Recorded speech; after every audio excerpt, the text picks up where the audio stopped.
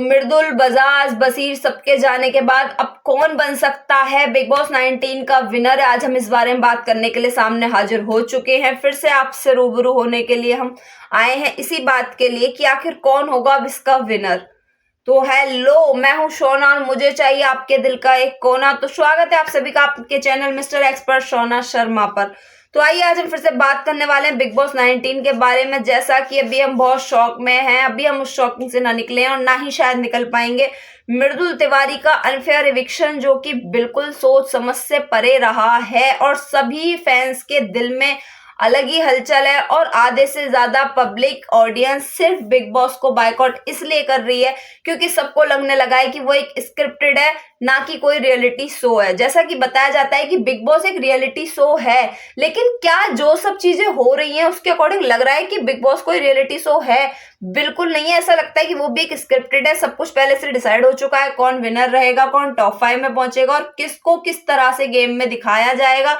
कोई कुछ करता है पर आधी चीजें एडिट करके काट दी जाती हैं, आधी चीजें दिखाई जाती हैं तो आधी चीजें छिपाई जाती हैं, क्योंकि इतने 24 घंटे 24/7 में सिर्फ 1 घंटे का एपिसोड दिखाया जाता है। अब आप सोचो, पूरे दिन इंसान इतना कुछ कर रहा है, कोई 10 मिनट की स्पीच को काट कर 2 मिनट की दिखा रहे हैं, किसी का झगड़ा काट रहे हैं तो किसी की प्यार मोहब्बत की बातें काट रहे हैं। दिक्कत यहाँ आ रही है कि अब जो ये सब बिग बॉस कर रहा है वो सब ठीक है, अब हम उसे साइड करते हैं, क्योंकि शायद मुझे नहीं लगता कि बिग बॉस को बायकॉट करके भी कोई फायदा मिलने वाला है लोगों को। ना तो मृदुल को वापस बुलाया जा सकता है और ना ही हमारे मृदुल को कोई ट्रॉफी मिल सकती है। तो फिलहाल अब हम बात करें आगे की इन सब चीजों को पीछे साइड करते हुए, जैसा कि इसमें अब हमने एक बार नहीं कई बार देखा है कि इविक्शन एक बार नहीं हर बार अनफेयर हो रहा है। जैसा कि पहले बसीर अली और नेहल का डबल इविक्शन हुआ था, जो कि बिल्कुल उस वक्त वो भी अनफेयर था, बिल्कुल नहीं लग रहा था कि ऐसा कुछ होगा, बट वो सब हुआ था। और फिर उसके बाद अभी हम कुछ ही दिन अभी पिछले ही सैटरडे में, जो कि वो भी हमारे लिए बहुत शॉकिंग रहा, अभिषेक बजाज और नीलम का डबल इविक्शन करके, मतलब जिस तरह दोनों को बाहर किया गया। नीलम भी अच्छी कंस्टेंटेंट रही थी, बल्कि मेरे को तो काफी पसंद थी, आई लाइक इट, बट ठीक है हम उसको फिर भी साइड करते हैं कि मतलब फिर भी थोड़ा वीक कंस्टेंटेंट कह सकते हैं, बट फिर भी वो बहुत अच्छी प्लेयर रही, बहुत अच्छा खेला उसने भी, सब कुछ अच्छा था, बल्कि मुझे पर्सनली बहुत अच्छी लगने लगी थी वो, जबकि मैंने उसे वहां पहली ही बार देखा था, मैं उसे पहले से वहां से नहीं जानता हूँ।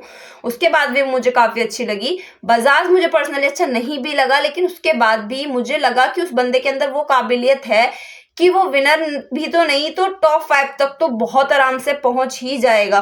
कुछ बंदे थे जो मुझे लग रहे थे, मैंने पहले, अगर आपने वीडियो नहीं देखी तो उसमें भी जाकर देखना, मैंने बोला था कि ये लोग टॉप 5 में जाने के काबिल हैं और ये ही शायद टॉप 5 में जाएंगे, बट वो अकॉर्डिंग टू गेम और जैसा कि हम देख रहे हैं कि गेम में कौन अच्छा खेल रहा है, क्या कर रहा है, उस सब के अकॉर्डिंग है।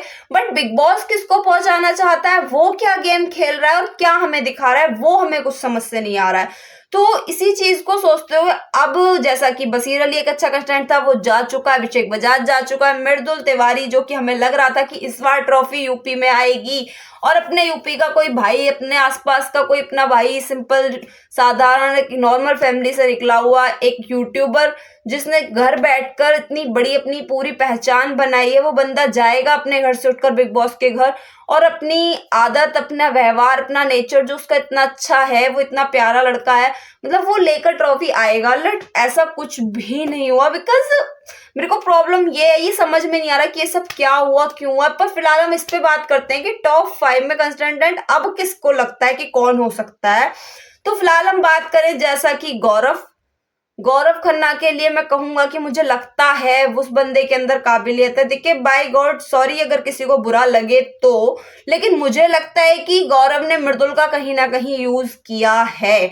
अगर शायद मृदुल ने पूरा गेम अपने अकॉर्डिंग खेला होता, बिल्कुल भी शायद गौरव, ऐसा नहीं है दोस्ती मत करो, भाईचारा दोस्ती बहुत जरूरी है और वैसे भी यूपी के लोगों का तो ये रूल है कि भाईचारा इन टॉप, तो वो ठीक है, दोस्ती भी निभानी थी, भाईचारा भी निभाना था, बट गेम की तरह अपने माइंड से अलग खेलना था, किसी की बिना सुने। मुझे लगता है पर्सनली कि गौरव ने मृदुल को कहीं ना कहीं अपने गेम के लिए यूज किया है।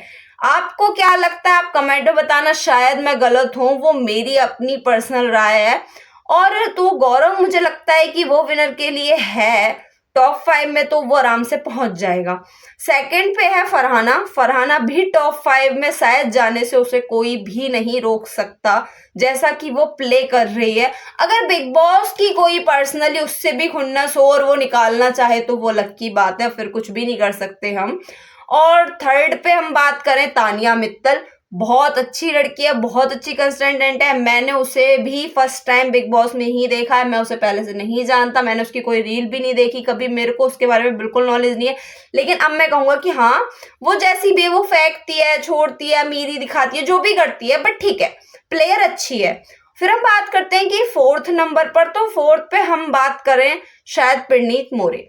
हाँ, पिरनीत मोरे के बारे में मैं कहूंगा कि वो भी लड़का थोड़ा अलग ही लेवल पे है, ना कोई ज्यादा बदतमीजी ना कुछ, मतलब वो रियलिटी पूरी तो नहीं दिखा रहा है, उसका कोई मतलब लगता भी नहीं है प्लानिंग है, बट ऐसा भी नहीं कह सकते नहीं है, 50-50 लगता है कि हाँ उसका ठीक है, बट फिर भी ठीक है, वो बंदा है 4 में जाने के लायक, तो हो सकता है। अब हम बात करें कि फिफ्थ पे कौन जा सकता है, तो फिफ्थ पे अशनूर, अमाल। अरे अमाल को मैं कैसे भूल गया भाई, अमाल तो बिग बॉस का लाडला है ना। लगता है कि वो बिग बॉस तो अमाल को लीडरशिप देने के लिए या फिर उसको विनर बनाने के लिए तो सबको पीछे ही कर रहा है।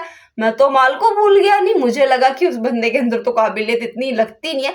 अच्छा है, मुझे उसके गाने भी पसंद है, पर्सनली मैं उसे पहले से भी मैं उसे के गाने सुनता आ रहा हूँ, मुझे अच्छा भी लगता था, बट मुझे नहीं लग रहा कि वो विनर बनने के काबिल है, इसलिए मैं भूल गया। बट मुझे अभी याद आया, बिग बॉस के लिए तो वो बहुत फर्स्ट नंबर पे आता है। गौरव को टॉप फर्स्ट पे अमाल मलिक को लेके आओ। चलो हम लिस्ट में अभी फर्स्ट सेकंड नहीं करते, हम रख लेते हैं, तो फिफ्थ पे हम सबसे पहले नंबर पे रखना था, पर फिफ्थ पे रख लेते हैं अमाल मलिक को। तो अमाल मलिक तो जरूर जाएंगे ही जाएंगे, उनका जाना बहुत इंपॉर्टेंट है। तो फिर हम बात करते हैं बचा कौन, अशनूर, मालती और शहबाज।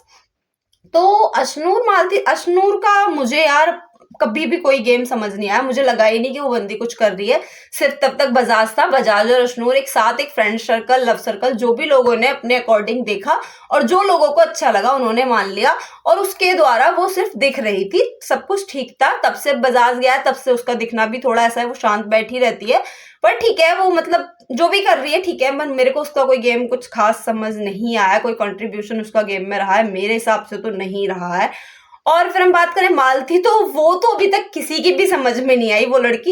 हो सकता है कि वो बाजी मार जाए, टॉप 2 तक भी पहुंच जाए शायद, बट अभी तक तो उसका कोई गेम समझ में नहीं आ रहा है, ना तो घर के अंदर वालों को ना घर के बाहर वालों को। और शहबाज तो उसके बारे में फिलहाल मैं कुछ कह नहीं सकता, वो लक और शायद उसका माइंड, बट मतलब मुझे विनर के लिए तो वो नहीं लगता कि विनर बन सकता है। तो ठीक है, अब मेरी राय तो ऐसी थी, आप बताएं कि आपको क्या लगता है, क्या आप बिग बॉस देख रहे हैं मृदुल के जाने के बाद या फिर छोड़ चुके हैं? किस किस का दुख ज्यादा हुआ है जाने का, और मतलब आपको किसका ज्यादा अनफेयर लगा एविक्शन, जितने भी हुए सबके, या फिर कुछ का, और किसका ज्यादा अनफेयर लगा, बशीर, बजाज या फिर मृदुल तिवारी? तो आप मुझे कमेंट करके जरूर बताना, आपको किसके जाने से ज्यादा दुख हुआ है, किसका एविक्शन अनफेयर लगा है, क्या सारे अनफेयर थे या फिर सारे फेयर थे? आपको क्या लगता है कि बिग बॉस एक रियल में रियलिटी शो है या फिर सब कुछ स्क्रिप्टेड प्लानिंग है? और टॉप 5 में आप किसको देख रहे हैं, और आपके अकॉर्डिंग विनर कौन बनने वाला है, कौन लेके आने वाला है बिग बॉस 19 की ट्रॉफी?